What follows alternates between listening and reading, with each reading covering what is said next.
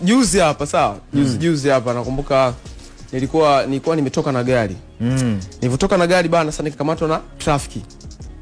Unajua mimi ile gari nilikuwa na deni kama 120,000 hivi. Trafiki ni watu ambao wakikukamata kama una deni lote hilo, lazima utalilipa ndo uondoke. Lazima utalilipa ndo uondoke. Hasa trafiki akanibananisha, akaniambia hii deni mpaka ulilipe ndo uondoke. Mbaya zaidi alinijua. Kwa hivyo nijua akataka wanifanyie makusudi. Wakaniambia deni mpaka ulipe ndo unafanyaje? Uchimbe. Unaondoka, hiyo ni 120. Nikasema sawa, hii hela nitaitoa lakini nitaifanyia kazi.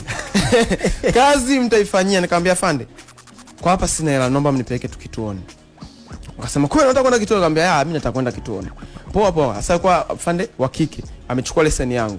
Wakasema afande wa kike hawezi kumpeleka mtuhumiwa wa kiume kituoni, lazima aje wa kiume. Ikabidi utafute wa kiume akaletwa pale. Nikasema naanza na huyu wa kiume. Sasa ameingilia msala ambao hujui.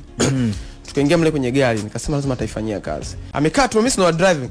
Nikamwambia kaka, funga huo mkanda. Funga mkanda pale, safari kaanza kunielekeza. Bana tunaenda kituo cha usalama, utafika mimi nishaelewa. Tukaanza safari bana. Nimefika pale usalama, nikapitiliza kidogo. Na ile njia ukipitiliza ndo huwezi kurudi. Yaani ni barabara inaenda hivi, katikati mwendo kasi afu kuna barabara ya kurudi hivi. Nikamwambia sasa sikia kaka, nigeuze hapa tuvunje sheria au tuitafute Ubungo round about. Unaona? Akanambia acha upuuzi wewe. Unafanya makosa, sio makusudi. Mimi nikukuelewa vizuri, nimechanganya. Akanambia basi tuitafute Ubungo. Nikamwambia sawa. Tukatembea kidogo, rafiki yangu ngambia kaka sikia, ama mafuta tutoboya. Kama una 20 tia ikabidi tuanze kushiriki matatizo. Kati ya mafuta 20, yani ifika kati paka yule jamaa akaantamani nichukue bodo nikute kituoni. Yani anaanza hadi kunikimbia, ngambia tutaenda wote pamoja. Tumefika kituoni bana pale, nikawa nimelipia ile hela.